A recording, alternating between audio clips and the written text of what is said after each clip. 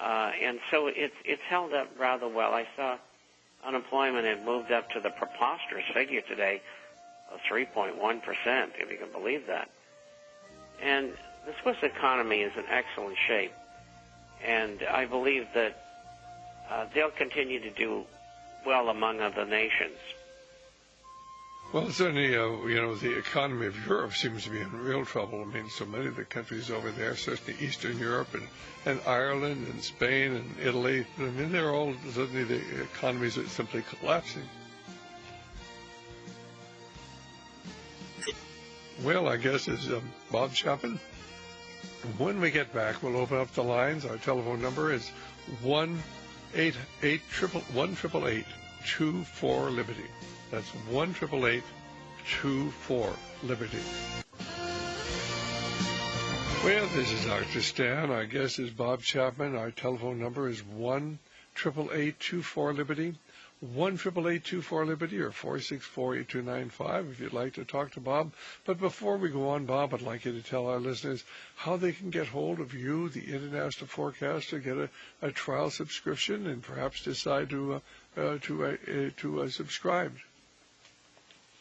Well, the International Forecast is about business, finance, economics, and social and political issues all over the world. We publish by email on Wednesdays and Saturdays, and it runs around 35 or 40 pages each time.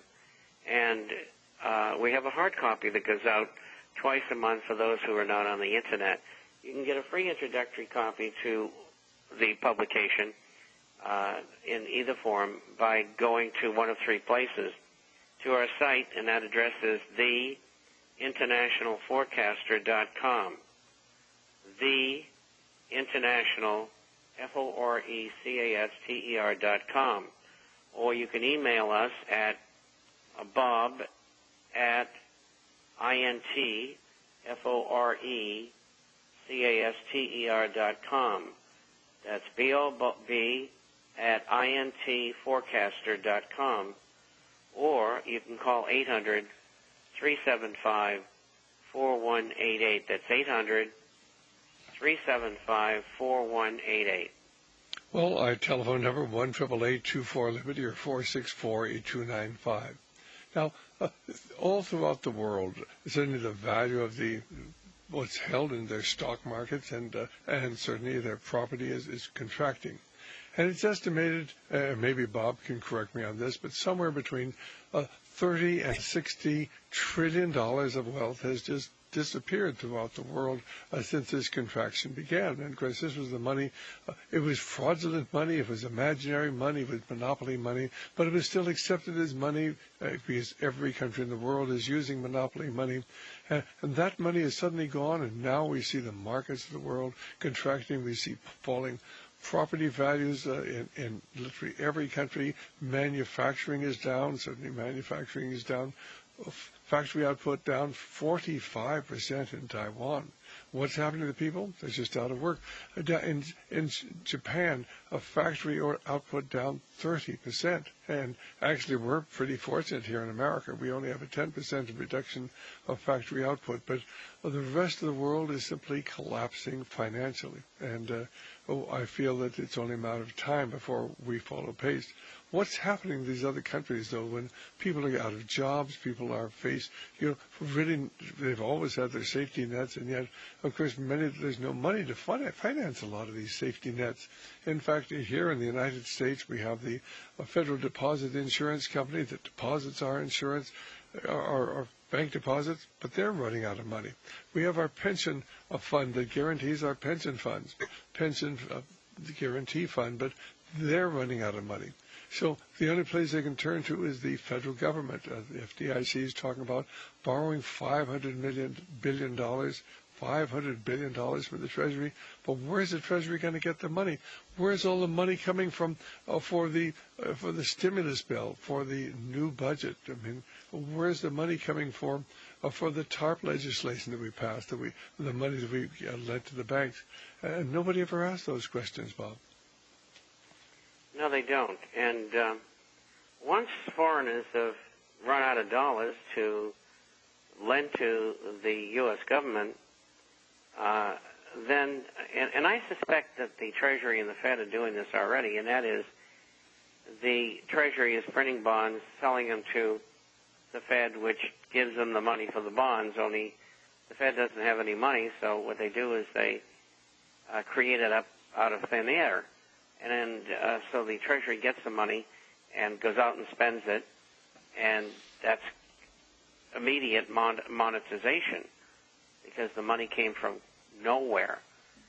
And the Fed, in turn, takes those bonds and either lends them out or sells them into the market, another form of monetization.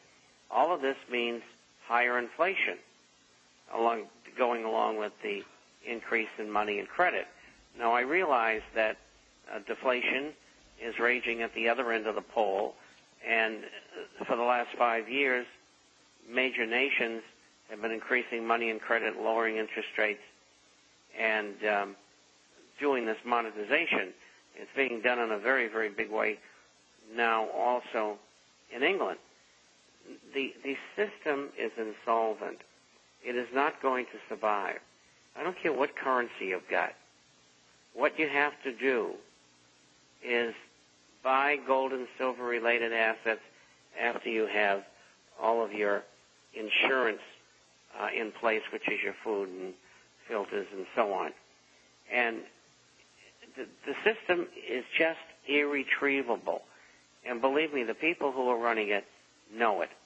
And the reason it's in the state that it is today, and Stan and I have talked about this many times, it was done by design. They want to bring the whole world to its knees, particularly the United States and Western Europe, financially and economically, so that they can implement world government. And this is what this is all about. And I think you're absolutely right.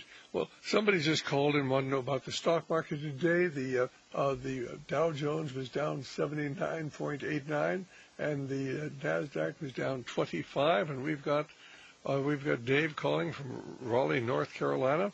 And if you have a good question for Bob, our telephone number 1-888-24-LIBERTY, 1-888-24-LIBERTY, or 464-8295.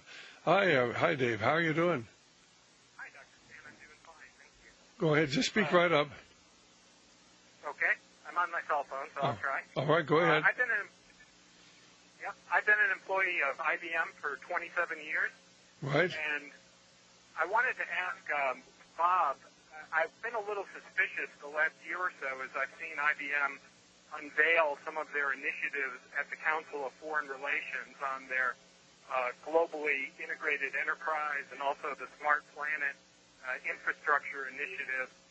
And I'm really wondering what the involvement of global corporations like IBM might be with some of the desire for world government and some of the financial corruption that we're seeing in the world. So.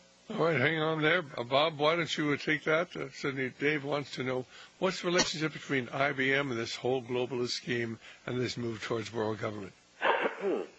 IBM has been involved since the late 1930s with the CFR and all the other organizations, and they are a major instrument in this whole group of people who are planning these things. One of the interesting things, and I'm sure if you're with IBM you know this, is that they are in the process of moving their entire company out of the United States. And the president, the CEO, has said that they in fact want to do that. They're building a very large new plant outside of Guadalajara in Mexico, and they've been doing the same thing in India, and it won't be long before IBM will only be a American company in name only, and they will move everything out of the United States to avoid taxation, avoid hiring Americans who, at least at this time, cost more money to hire, and so on and so forth. So IBM, I think, from what the CEO says, is doomed to be not an American corporation, but a transnational corporation that will work outside America. And I got one more thing to say about it, and that is this, that the only way to stop this is to erect tariffs, and companies like IBM will be forced to bring their business back to the United States. And I think it's just exactly like General Motors. General Motors plans to move everything overseas. But, of course, they want us to help finance them. And, of course, our government's going ahead and giving them money now, lending them money, and they want more money and more money. But their ultimate goal, this is why they've opened plants in Russia and in China and Brazil, their ultimate plan is to move offshore, and I'm sure IT&T are going to do the same, and all of our many major corporations are going to move offshore.